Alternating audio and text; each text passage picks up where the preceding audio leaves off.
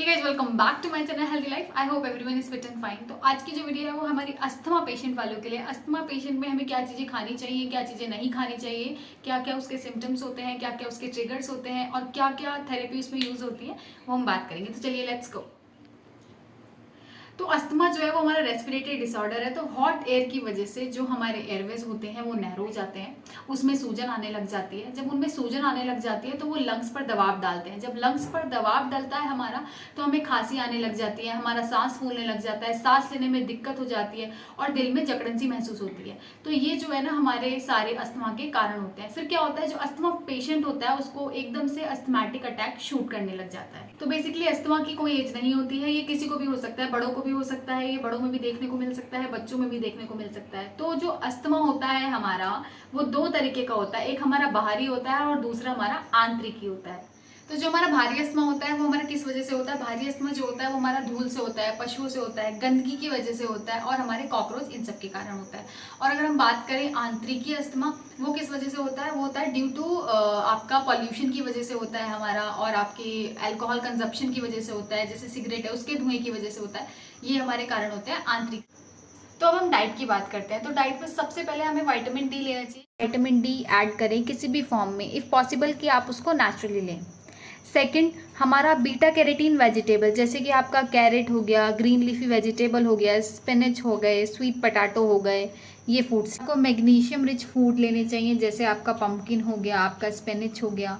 ये हम बात करते हैं क्या क्या चीज़ें आपको अवॉइड करनी चाहिए। तो हमें वो चीज़ें नहीं खानी चाहिए जिन भी चीज़ों से कफ बनता है, जैसे कि आपका दूध हो गया, दही हो गया, दाल हो गए, चावल हो गए, शुगर हो गई, मैदा हो गई, ऑयल। और अस्थमा के पेशेंट को हमारे एल्कलाइन वाली चीज़ें खानी चाहिए, क्योंकि जो एल्कलाइन वाली चीज़ें होती हैं उनसे जो है हमारा कफ वो कम रहता है। तो अब हम बात करते हैं डाइट की। हमें सुबह, दोपहर, शाम क्या क्या डाइट लेनी चाहिए। तो सबसे पहले अर्ली मॉर्निंग हमें 4 से 5 बादाम भिगे हुए, मुनक्का, और 4 से 5 अंजीर, ये हमें लेनी है। रात को इनको भिगो कर रख दें और सुबह उठकर इनको ले लें, और इसके साथ साथ इसका पानी भी पी लें। हैं नाश्ते की। नाश्ते में हमारे सीजनल फ्रूट्स हमें लेने चाहिए, बट लेकिन हमें उसमें एक चीज़ का ध्यान रखना चाहिए कि उसमें से कोई भी हमारा सिट्रस फ्रूट ना हो।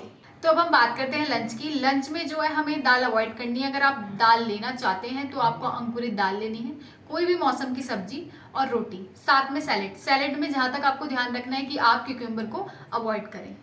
फिर शाम को आपको 5 से 6 खजूर लेने हैं। खजूर में जो है वो हमारे सारे न्यूट्रिएंट अवेलेबल होते हैं, जो कि आपका एनर्जी लेवल को मेंटेन रखते हैं। और रात को कोई भी सिंपल रोटी और सब्जी, रात को सैलेड आपको अवॉइड करना है। तो मैं आपको कुछ ऐसे ट्रीटमेंट बताने जा रही हूँ जो कि अस्थमैटिक पेशेंट के लिए बहुत ही ज़्यादा बेनिफिशियल है। तो चलिए अब हम बात करते हैं। तो सर्टेन हर्ब्स एंड स्पीसीज, इसमें कुछ ऐसी एलिवेटिंग प्रॉपर्टी होती हैं जो हमें अस्थमैटिक अटैक से बचाती हैं। तो सबसे पहले हम बात करते हैं जिंजर की।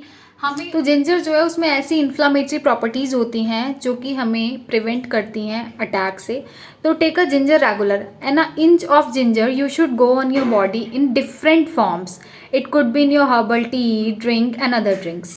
Second is chamomile tea. At least once a day you have to consume it. It is a very beautiful flowering plant and herbal as well. और इसमें कुछ ऐसी डिस्ट्रेसिंग प्रॉपर्टी हैं जो आपको स्ट्रेस से फ्री रखती हैं और आपकी माइंड को बहुत ही काम रखती हैं। Basically a tea bag is widely available in the market. And third one is garlic. Take a garlic clove, boiled it into a glass of water, then you can consume. And fourth one is last and very effective treatment of carom seed steam. That means अजवाइन को पानी में उबालकर उसकी आपको भाप लें। तो आज की वीडियो में यही खत्म करते हैं। Hope you do like, share and subscribe my channel.